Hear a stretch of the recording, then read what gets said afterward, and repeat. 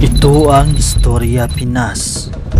Sa lahat ng nangyari sa revelasyon tungkol sa mayor ng bayan ng Bamban na si Mayor Alice Guo, naging malaking balita ito tungkol sa pagkasuspinde ng 6 na buwan bilang pagiging mayor ni Alice Guo. Marami ang naging apektado tungkol sa isyong ito dahil kasabay nito 49 na pulis ang sinibak din sa pwesto. Inihahanda na din ang kaso para sa tax evasion laban kay Mayor Alice Guo. Sinabi ng isang opisyal mula sa Presidential Anti-Organized Crime Commission or PAOK nitong Lunes. Sinabi niya na hindi nila mabilang halagang nasasangkot pero naniniwala siya na magiging makabuluhan ito. Ayon sa kanya, sa tingin namin malaki ang halagang hindi nabayaran. Hindi ko ito ma-quantify ngunit ito ay malaki na makikita naman sa pamumuhay ng alkalde. Bukod dito, nakuha pa ng kampo ni Mayor Alice Guo na mag-apila tungkol sa suspensyon na binigay sa kanya ng ombudsman kasi wala daw itong kasalanan sa lahat na nangyari. Ayon pa sa mayura, parang may naghatol na daw sa kanya kahit hindi pa siya naririnig. Naging paglabag daw ito sa kanyang karapatan bilang tao at pinuno na hinirang ng boto sa bayan ng Bamban at hindi daw ito susuko. Dapat lang ba ang binigay na suspension sa kanya o dapat talaga mananagot ang mga dapat mananagot? At ito ang naging mga komento ng ating mga madlang netizen. Dapat isama yung mga abogado,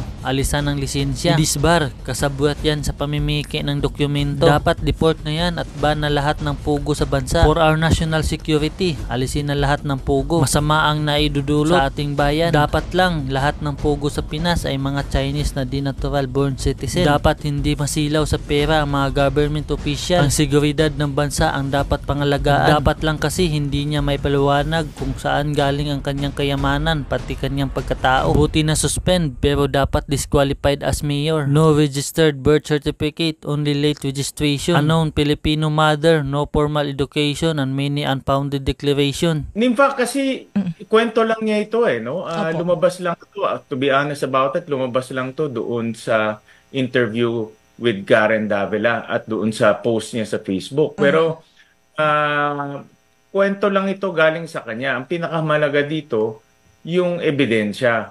At dahil nga sa mga dokumento na nakalap ng komite galing sa PSA, wala naman Amelia Leal na ipinanganak sa Pilipinas.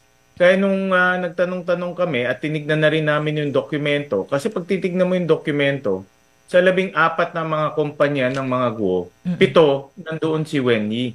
At nandoon rin yung mga allegedly mga kapatid niya, no? Tulad si Sheila, Ximen. At normal yan sa mga family business na lahat ng mga kamag-anak mo, lalo na yung mother and father, ay kasama sa corporators. At nung tinignan nga namin yung travel records, 140 times bumiyahe si Guo Jiangjong at si Lin Wenyi papunta sa iba't ibang lugar, primarily pinakamarami doon China, sa loob ng 7 o 8 taon. Kaya kung titignan mo yung larawan, si Wenyi ay trusted dahil nasa mga kumpanya at malapit kay Guo Jiangjong dahil madalas silang bumiyahe na sila lang. So makikita mo na itong si Li Wenyi trusted na tao to, hindi ito ordinaryong tao, talagang malapit sa kanila. Kaya sa mga pagtatanong ko, ipinakilalang ina niya itong si Lin Wenyi. Kaya lang po, Senator Gatchalian, dun sa nakuha naman ni Senator Risa Ontiveros na document or birth certificate ay yung Lin Wenyi or Winnie na ipinakikilala, ang edad po niya nasa 50 plus. So papatak na nasa 13 years old lang siya nung ipinanganak po si Mayor Guo. 15. 15 pala, 15. Yung isang kapatid niya ipinanganak 13 years old. Well, una-una, Nympha, yung 15 years old, hindi imposible yan. Baka improbable, pero hindi imposible. Alam naman natin, dito sa bansa natin, sa sariling bansa natin, mataas ang age pregnancies. So, yan ang una. Pangalawa, dahil nga yung father niya ay mali-mali yung impormasyon na ibinigay doon sa birth certificate at nagsinungaling, malaking tsansa na mga information doon sa birth certificate ni Mayor Alice mali-mali, kasama na rin doon yung kanyang birthday. Dahil hindi natin alam po ano talaga yung tamang impormasyon. Kung matatandaan natin, wala namang Angelito Guo sa PSA. ito ay pangalan na inimbento lang ng kanyang ama. At nakasulat rin doon sa birth certificate ay yung citizenship ng ama niya, Filipino. Pero alam naman natin na Chinese citizen yung kanyang ama dahil nga sa passport. Pero Opo. kaya ang aking challenge, mag-DNA sila para matapos na yung haka-haka. Kaya lang sir, parang malabo siyang magpa-DNA test kasi na-claim na niya, unless baguhin po ni Mayor Guo yung kanyang salaysay sa inyo, sa Senate hearing, kasi ang claim na niya, iniwan siya nung nanay niya. Hindi ba? Hindi na daw niya nakagisnan yung kanyang nanay. At malabo na rin ngayon dahil nagtanong kami sa Bureau of Immigration, si Lin Wenyi at si Guo Jiangjong wala na pala sa Pilipinas, bumiyahe na sila papuntang sa ibang bansa. So hindi na natin sila makikita dito. Una-una, itong dalawa Chinese citizen. No, so talagang pwede silang bumalik sa China at wag nang bumalik dito. At pag yan nangyari, wala na tayong pagkakataon na patunayan na ito dalawa ay kanyang mga magulang. Kaya sa kasamaang palad hindi na dahil nga madali lang naman lumipad at madalas sila lumipad nakita namin sa mga flight records talagang halos isang beses sa isang buwan umaalis sila kaya hindi malayo 'yun. Pero sa ngayon wala na si Li Wenyi sa bansa kaya mahirapan na tayong pa-DNA sila. So paano po, yun na nga sir, so paano may establish kung Filipino nga ba o Chinese itong si Mayor Guo at pakipaliwanag nga po Senator Gatchalian sa ating mga kababayan kung bakit kailangang ma-establish kung ano talaga ang kanyang nationality at yung pagkatao po ni Mayor? Unang-una, ang pinakamaganda sana ay nag-DNA test si Li Wenyi at si Mayor Alice Guo kasi kung malaman natin yan, kung positive yan, mag-ina talaga sila. So kung mag-ina sila, ang ibig sabihin niyan, ang tatay niya ay Chinese, ang nanay niya ay Chinese, lalabas na Chinese siya. Dahil sa bansa natin, sinusundan ang dugo or yung bloodline. Yes, kung ang magulang mo, dalawa ay ibang lahi, ikaw rin ay magiging ibang lahi. Sa Amerika kasi, Nympha, iba, di ba? Pag pinanganak ka sa Amerika, yes, automatic American citizen ka na no? So dito sa atin, iba yung sinusundan natin. Mahalaga na mapatunayan nating dapat mapatunayan kung ano yung kanyang nationality dahil ngayon sa mga ganitong panahon, ang birth certificate ngayon ay nagiging basic document na. Sa birth certificate, pwede kang kumuha ng passport, pwede kang kumuha ng employment records. Kung mag-a-apply ka, hinihingi ngayon ng birth certificate. Pwede kang bumili ng lupa, no? At ngayon pwede kang kumandidato. At kung pwede kang kung ang pagkandidato mo, ang pagbabasehan ay yung birth certificate, ay pwede kang tumakbo ng kahit anong posisyon At ako naniniwala itong si Mayor Alice dahil nakita ko naman sa kanyang Facebook kumbaga aktibo niya. Pwede pa siya maging congressman, maging governor o mas mataas pa na ang kanyang birth certificate ay defective pala at irregular. Samantalang sa atin pong batas, bawal humawak ng anumang posisyon sa gobyerno ang dayuhan, hindi ba? Tama, dapat Filipino ka, natural born or dapat Filipino citizen ka at the time na kumandidato ka. Kaya ang nakikita kong legislative proposal dito, talagang ireforma yung ating birth certificate system dahil naaabuso maganda yung layunin na padaliin, simplihan, pero nakita natin na inaabuso ngayon ng mga dayuhan at ibang lahi. At saka sir, dinadaan sa late registration, hindi ba apparently kayo yung nag-point out nito na late registration si Mayor Guo, lumilitaw 19 years old na siya, and then yung ibang lumilitaw na kapatid niya, yung tatlong iba pa na sharing the same name po yung mga parents nila, so mukhang ibig sabihin magkakapatid sila, pare-pareho pong late ang registration. Kaya, tama ka. Kung nakasulat kasi doon sa dahilan ng late registration nila, Nympha, is negligence. Siguro pwede pang pagbigyan kung isang beses ka negligent. Pero apat na beses ka ng nag-late registration at lahat negligent, sinasadya mo na yan. Hindi ka na negligence yun. Sinasadya mo na talaga mag-late registration. Kaya makikita natin doon yung trend nung kanyang tatay. Totoo naman, yung tatay niya nag-apply nung late registration. Pero makikita mo yung pattern na 4 na anak, late registration, 4 na anak, mali-mali yung impormasyon na ibinigay tulad ng pangalan ng ina at pangalan ng tatay. At apat na anak ay ganitong proseso ang dinaanan. Kaya nakikita mo yung pattern na talagang sinasadya na mag-late registration at magbigay ng maling impormasyon. Ayan. So ito po, Senator Gatchalian, ang sabi ng Office of the Solicitor General, iniimbestigahan na nila ito kasi syempre po para ma-determine kung siya ba ay dapat tanggalin o hindi sa kanyang pwesto bilang mayor.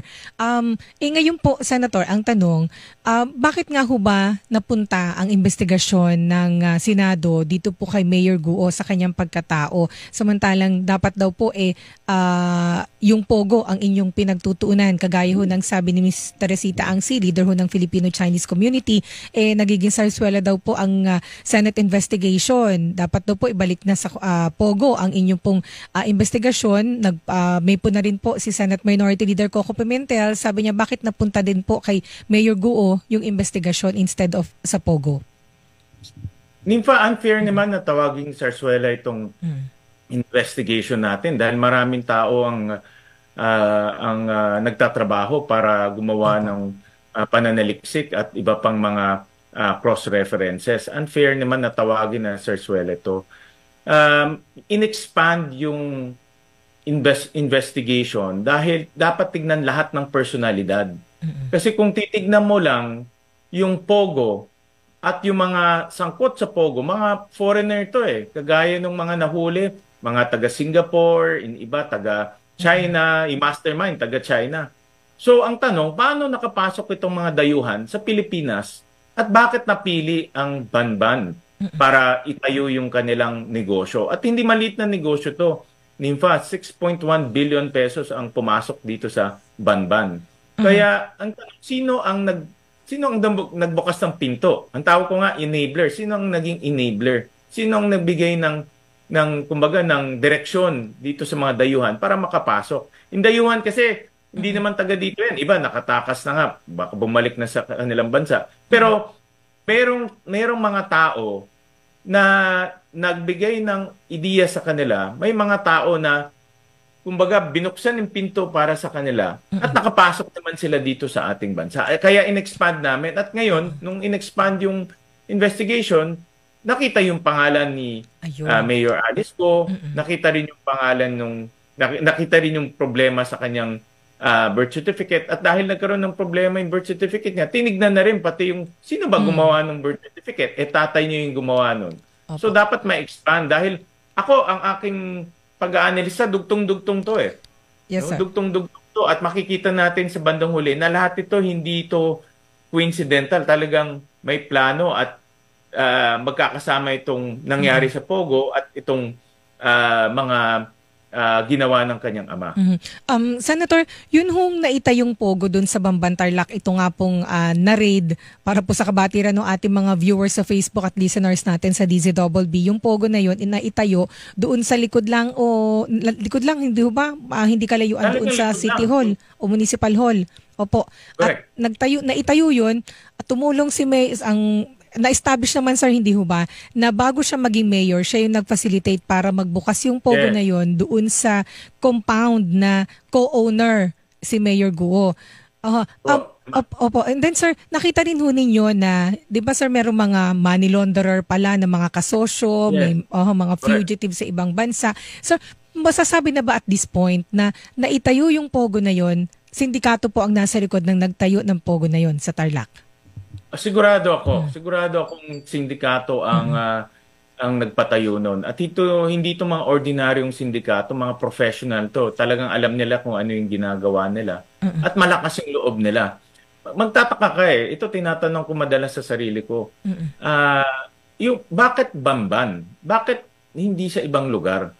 At kung makikita mo yung development doon, napakalaki. Sabi nga ni Mayor Alice Go, condominium mo yung iba. Pero alam naman natin, yung Banban, hindi naman, hindi naman urban area to, no? Agriculture-based area to. Parang imposible naman yung mga magsasaka ang bibili ng mga condominiums doon at pupunta sa shopping mall. Kaya maraming mga nakakapagtaka na bakit doon at maraming nakapagtaka ng mga aksyon na parang mahirap masagot eh.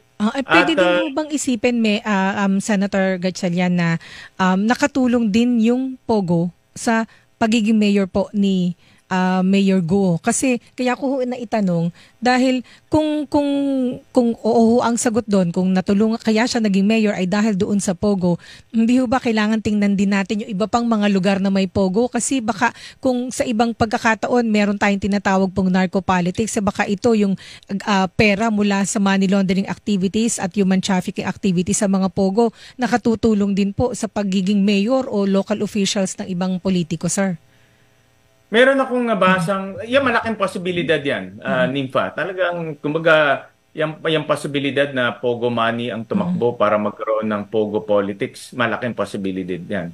May nabasa lang ako kahapon, pinadala sa akin ng isang kaibigan ko galing Malaysia, na itong money laundering sa Southeast Asia, dahil sa Macau, naghigpit ang Chinese government eh.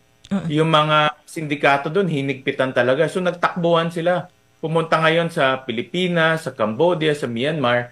At dahil sa Cambodia at Myanmar, alam naman natin ang sitwasyon doon pagdating sa politika medyo shaky. Nagtayo sila doon. At nagtayo rin sila dito sa Pilipinas. At ang aking pananaw nga, aking pag-aanalisa, na itong sa Banban, umpisa lang ito sa malaking Pogo Hub na gagawin nila. Kumbaga, itong sindikato, napili ang Banban na dalhin yung pera nila, magpatayo sila ng Pogo Hub, pero yung Pogo Hub na yon, ang sa likod ay scamming activities at mas malaking money laundering. At dahil sa laki ng perang pumapasok, siyempre naghahanap rin sila ng mga kaalyado nila. At marunong rin sila. Sabi nila kung ang pinakamaganda siguro ay maglagay na tayo ng tao sa gobyerno, sir. Gobyerno para maproteksyonan tayo. Hindi malayo yun. Mga ganun na teorya, hindi malayo dahil yung perang umiikot, malaki. So, at mayroon na rin information na itong Banban na Pogo Hub, mayroon na rin mga connection sa taas. So, ibig sabihin, marunong sila mag-alaga at maglagay sa mga tao sa taas, sa enforcement agencies natin para maproteksyonan sila. So, ibig sabihin, sir, may nangyayari ng Pogo politics? Meron nang nangyayari. At itong mga sindikato, Nympha, magagaling to eh. No, marunong din sila kung mga yung narco politics, marunong sila maglagay sa mga enforcers. Ito marunong rin to. Lalo na ganong kalaking investment ang dinadala nila. Kaya ako naniniwala pag binasa mo yung article, umpisa lang to eh. Magtutuloy-tuloy to, palalakihin nila doon. For all we know, ang next Pogo Hub ng Southeast Asia nandito sa Banban dahil may protection silang nakukuha. So dahil po dyan, sir, interesado din ho ba kayo malaman kung sino yung isa pang mayor na pwedeng sangkot dito sa Pogo operation na ito? Kasi may binanggit ho si Senator Jinggoy Estrada, kaya lang hindi pa ho pinangalanan, na mayor daw po na siyang nagmamanage nung Pogo dun sa Bamban Tarlac. Allegedly, boyfriend daw po ni Mayor Go. Pero kung personal na po nila yun hindi ho ba? Doon na lang tayo sa punto kung talaga bang may kinalaman yung mayor ng Pangasinan doon po sa Pogo operation. May information din ho ba kayong ganun, sir? To be honest, Nympha, may mga nakukuha kong mga kwento na ganun. May mga nagre-report sa akin. Pero tingin ko since binuksan ni Senator Jinggoy ito, siya siguro pinakamagandang magpatuloy nitong anggulo. Pero meron rin ako nakukuhang ganun na information. Ayun, opo. And then mula po dito, sa mga Pogo na ito, ano na po yung mga legislation na kinakailangan po para masawa tayo mga krimen dito? Siguro isa na yung batas para total ban po para dito? Tama ka, no? Unang proposal, total ban na yung Pogo. Wag nang papasukin sa ating bansa. Makikita natin na walang kabutihan na dinadala ang Pogo dito. At rin siya nag-iiba na Nakita ko money laundering, human trafficking, scamming, tapos ngayon money laundering. Hindi matatapos to Lahat ng kasamaan na ginagawa sa ibang bansa, dito na nila dinadala sa ating bansa at binibili na nila yung mga posisyon. Naglalagay sila para meron silang kaibigan sa mga enforcement agencies. Ngayon, pumapasok na sila sa politika at hindi malayo, kakalat yan sa ibang parte ng ating bansa. Malaking pera Makikita mo, at least 6.1 billion. Wala pa yung finishing doon. Pag sinama mo yung finishing, aabot yan ng 10 billion pesos. So, yung perang umiikot dito, hindi maliit. At yung mga taong nagpapatakbo nito, dahil malaki yung pera, hindi rin mga ordinaryong mga kriminal. Pangalawa, yung birth certificate system natin talagang naaabuso. Marami ng reports na kukuha, no, ang PSA, na meron silang na-detect almost 300 plus na peking birth certificate, of which 60 plus ay mga dayuhan, no? At nakakatakot dahil ngayon pwede ka na maging instant Pilipino. Kung magsinungaling ka lang sa late registration mo, bukas Pilipino ka na eh. At dahil Pilipino ka na, pwede ka nang bumili ng lupa, pwede ka nang kumuha ng Filipino passport. In fact, pwede kang kumuha ng iba't ibang passport dahil Filipino ka na, no? So, Yes, sir. nakakatakot yung ganito na nagiging hotbed tayo ng mga kriminal at dahil nga madali yung proseso sa atin, dito sila pumupunta at nagkakalat ng lagim. Sir, pwede din ho bang makasama po sa inyong ipupush dito yung paglilinaw po ng powers ng DILG? Kasi dito sa kaso ni Mayor Guo, sabi ng DILG, hindi nila basta masususpend. So, ang kinakailangan pa, magsampa sila ng reklamo sa Office of the Ombudsman. Ombudsman ang magsususpend. Hindi ho ba may, kung di ako nagkakamali, may supervision din naman ng DILG dun po sa mga mayor. So, pending investigation ng mga kaso na ganito ang magnitude o ganito ang bigat, hindi ho ba dapat may power din po ang DILG mag-suspend? Tama ka, no? Gusto ko klaruhin yan. Magandang punto yan, Nympha. Dapat klaruhin kasi time is of the essence to eh. Pag nag-iimbestiga tayo, dapat mabilisan. Dahil yung records, pwede madoktor, pwede mawala, pwede sunugin. Simpleng basain lang yung documents, wala na kaagad, no?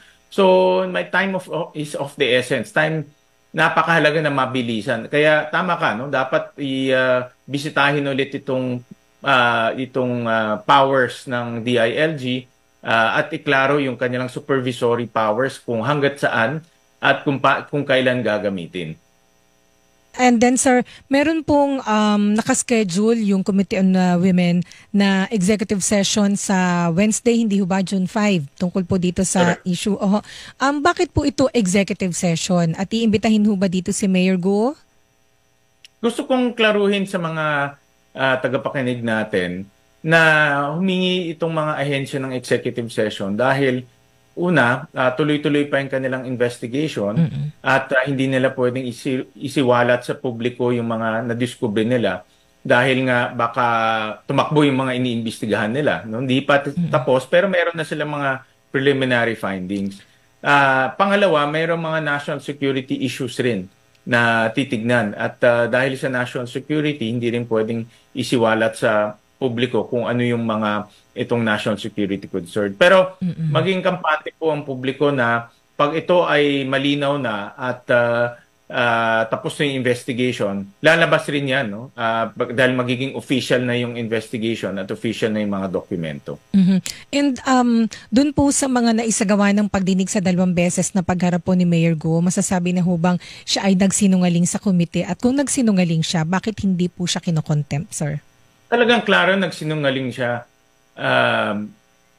Nympha, dahil bigyan kita ng konkretong halimbawa na itinanong ni Senator Reese yung kanyang mga kapatid. Nung first hearing, tinanong, sino ba ito? Yung sabi niya, hindi niya kilala. No? At nung tinignan ni Senator Risa yung flight records, nakita na si Alice at si Sheila Go ay bumiyahe magkasabay. Ilang beses yun, sir, di ba? Ilang beses. Imposibleng hindi babiyahe ka na, hindi mo kilaling kabiyahe mo. At nakita namin itong latest records, ipopost ko na lang dun sa Senate Group media natin, na maraming taon, si Sheila Go ay treasurer at corporate secretary ng kumpanya nila. Si Alice Go ang president ng kumpanya nila. So, imposible ako presidente, ang treasurer ko, si Sheila Go, pero hindi ko alam na, hindi ko kilala siya. Magkatrabaho sila. No, sa dokumento pa lang makikita natin ang dami niyang maraming